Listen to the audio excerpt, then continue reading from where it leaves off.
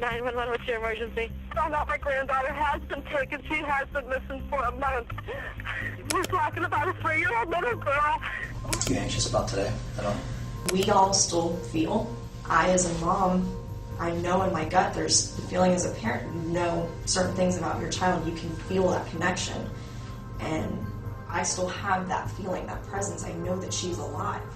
What can a person do to be considered one of the most hated people in America? Although according to the law, she didn't commit any crime and there were no charges against her. But what did she do to let so many people hate her to the extent of starting demonstrations against her? And all that hatred only started when her investigation videos were shown to the public. And maybe after this video ends, you also will hate her, because our story today is about Caylee Anthony, who was accused of killing her daughter Caylee, who was at the time 3 years old.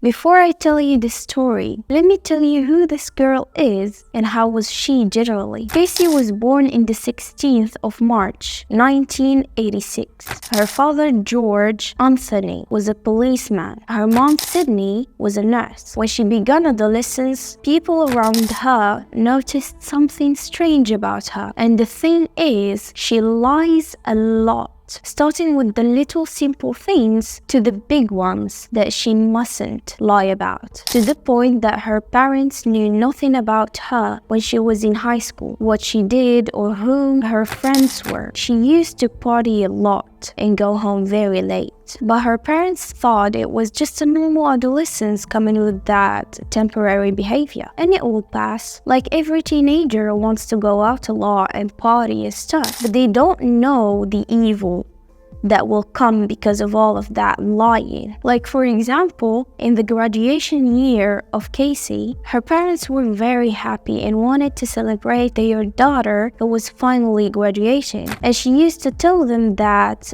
she does well in the exam and her scores were good. Her parents decided to throw a huge party at home and started sending invitations to their family, friends, and neighbors. But whenever they asked Caylee about the school graduation party, she avoids answering. So her parents went to the school to look for the answer they didn't get from her. But they found out that she failed many exams. And maybe this is the best example for you to understand Caylee's personality. Because when her parents were spending time, money, and effort to educate her and celebrate her graduation, she was lying to them without even feeling guilty or regretting what she had done. But she said that the school got it wrong and those weren't her marks.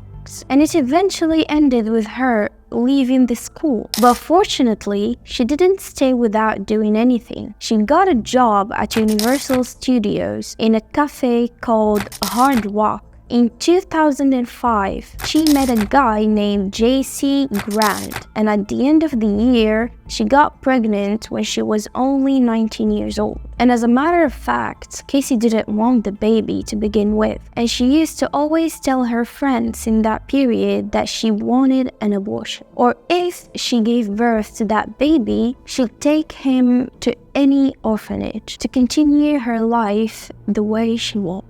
Furthermore, Caylee hated to be alone, so if she was with someone and they broke up, she will be with someone else in no time. The problem is, months have passed since her pregnancy, but her parents did not know. But when they realized she got a little chubbier, she told them that it was because her appetite had increased a little. But in her 7th month, she couldn't hide it anymore and told them the truth that she was pregnant. But that wasn't a problem because she already planned to take the baby to an orphanage. Caylee's family argued against that idea and refused for the baby to be abandoned. She gave birth indeed in the 9th of August 2005 and named her Caylee. and her father is JC. So in the new year, JC told the whole family to gather, and he proposed to Casey in front of all of them, and she accepted, and everyone was happy, and life was beautiful. Moreover, JC and Casey's family had a feeling that JC wasn't the biological father, and Casey's constant lying helped their suspicions. So they did a DNA test, and the results were that JC wasn't the real father. And because of that,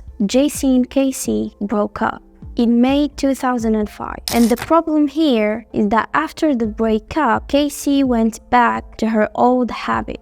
She goes out a lot and parties and drinks a lot without caring about her daughter, as if she doesn't even exist. Anyways, at one of these parties she attended, she met a guy called Tony, and at the same time, Casey was going into a big fight with her family, and it ended with her taking her daughter and leaving. And that was the last time George and Sydney saw their granddaughter on the 16th of August. She went with her daughter to live with Tony. The thing is, Casey's parents tried to reach out to her and asked about Caylee and about her well-being. But the strange thing is that whenever they try to ask about her or want to see her or talk to her, Casey brings up an excuse, like the girl is asleep or with her nanny or something like that. And what made Sydney worry a lot is that she sees a lot of her daughter's picture. Casey was uploading them in MySpace, and they were all about drinking or partying somewhere. Literally, name anything that's not good, and she does it. In the meantime, Casey had a car, but it was under her father, George's name. Anyways, Casey took the car to go to ATM, but it ran out of gas when she arrived exactly and parked it. And she didn't have money to refill it, so she left the car and went. So the car was left in the spot it was parked at for too long, and nobody went back to it. Someone called those carriage trucks to take the car away, and it indeed arrived. So the truck guy searched for the owner of the car. He found out that it was George, and he called him. The father went there to take the car, and he was very surprised as to why the car was parked in that place. And as soon as he went into the car, he noticed a strange smell, but he didn't know where it was coming from. George took the car back home and started searching for the source of the odor he smelled. Then he reached to the car trunk. He found a trash bag there, and as every sane person, he didn't search what's within the trash bag and just throw it away. When George told his wife, Sydney, what happened, she was fuming and went to face Casey to tell her how much of an irresponsible and inconsiderate person she is. And when she arrived to Tony's house, Sydney was taken aback because of the amount of drugs she found on the table in the living room. And of course, after seeing that, she was worried about her granddaughter and asked her daughter Casey about her whereabouts. She said the little girl was with her nanny. However, this time Casey couldn't continue lying and confessed that the nanny actually kidnapped her daughter. When Sydney heard that, she was terrified for her and told her, "How could you not reach to the police till now?" In the call record I will show you now, you will see how Sydney's voice was shaking and full of fear and worry, while Casey's voice was just cool and calm, as if it means nothing to her. 911, what's your emergency? I found out my granddaughter has been taken. She has been missing for a month. We're talking about a 3-year-old little girl. My daughter finally admitted that the baby's in the store. I need to find her. Your daughter admitted that the baby is where? She just admitted to me that she's been trying to find her herself. Okay, what is the 3-year-old's name? Caylee. Is your daughter there? Yes. Can I speak with her? It's downstairs. They want to talk to you. Answer the question. Hello? Hello? Yes. Can you tell me a little bit what's going on? My daughter's been missing for the last 31 days. And you know who has her? I know who has her. I've tried to contact her. I actually received a phone call today, now from a number that is no longer in service. I did get to speak to my daughter for about a minute. Who has her? Do you have a name? Her name is Zenaida Fernandez Gonzalez. Why are you calling now? Why didn't you call 31 days ago? I've been looking for her and have gone through other resources to try to find her, which was stupid. Afterwards, Casey and Sydney, along with the police, went to the nanny's house, which was provided by Casey. They arrived and started knocking on the door of the apartment, and strangely, no one opened the door. So they went to the owner of the building, and here's the surprise. The owner said that no one lived in that apartment since March. Here, the police was puzzled by that and asked the owner to show them the CCTV footage. In the day, Casey said she took her daughter to the nanny, and when they brought it, they found nothing of what Casey talked about. She wasn't even there. It was then they knew that Casey was lying. And as the police found all of that very strange, they went and started investigation and searching behind her. So they went to her workplace, and here comes another surprise. Casey wasn't working in the cafe. She worked a long time ago, and she quit her job a long time ago. The police then arrested her on the 16th of July after finding that she lied so many times. She was arrested for child neglect and providing the police with false information. Correct? Not everything that I told you. Pretty much everything that you've told me, including where Caylee is right now. That I don't know where she is. Looking at you, I know that everything that you've told me is a lie. I am very confident, just by having talked to you the short period of time, that you know where she is. I legitimately have not seen my daughter in 5 weeks. I didn't let anything happen to her. I want you to tell me how lying to us is going to help us find your daughter. Because I'm scared, and I know I'm running out of options. It's been a month. What are you scared of? I'm scared of not seeing my daughter ever again. We're not stupid, okay? And what you're doing right now is you're treating us like we're stupid. Everything that's coming out of your mouth is a lie. Everything. It needs to end. The truthful thing This is that I needs to have not end. seen my daughter. Tell us what happened to Caylee.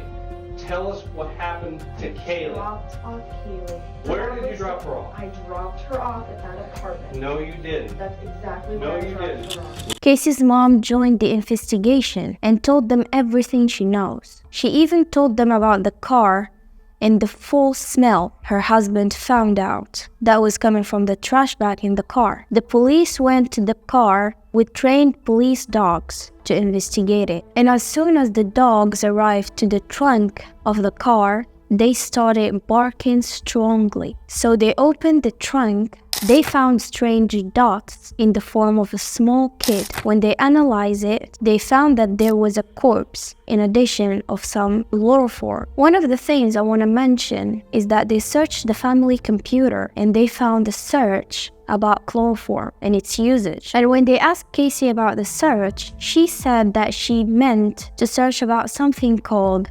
chlorophyll, and it was an honest mistake. But the stranger thing is that they believed her. And even more, they discovered that this nanny they were trying to find doesn't even exist. Then, Casey took a lawyer for her who wrote a letter saying that Casey is ready to help with the investigation. The judge decided the amount of bail needed to get her out of prison was $500,000. The bail was posted and she was released. People thought that as soon as Casey gets out of prison, she'll start looking for her daughter even more, but she didn't. She goes to shopping normally, as if nothing happened. She even got a tattoo with Bella Vita written on it, which means beautiful wife. Meanwhile, the story turned into public opinion and it went viral in America. Her house became surrounded by people and cameras and media, and they were all enraged because they were convinced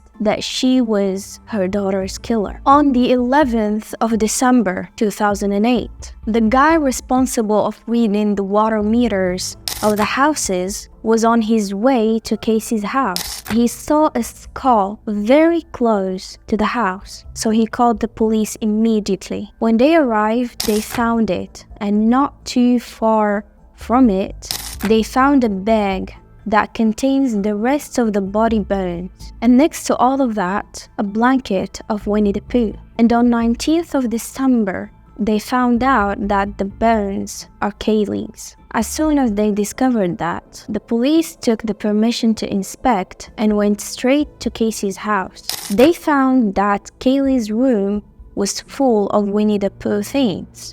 They also found a backpack that's similar to the one they found Caylee's bones at. And the surprising thing is, this backpack always comes in a pair of two. Other than that, they found a medical syringe and a bottle of chloroform. With all of these evidences, the fingers of accusation was pointed at Casey. So the trial began and continued for a long time. And the problem is that the whole matter focused on George and what he used to do to his daughter to end up like that. Like he definitely didn't raise her well or was violent. That's why she lies a lot.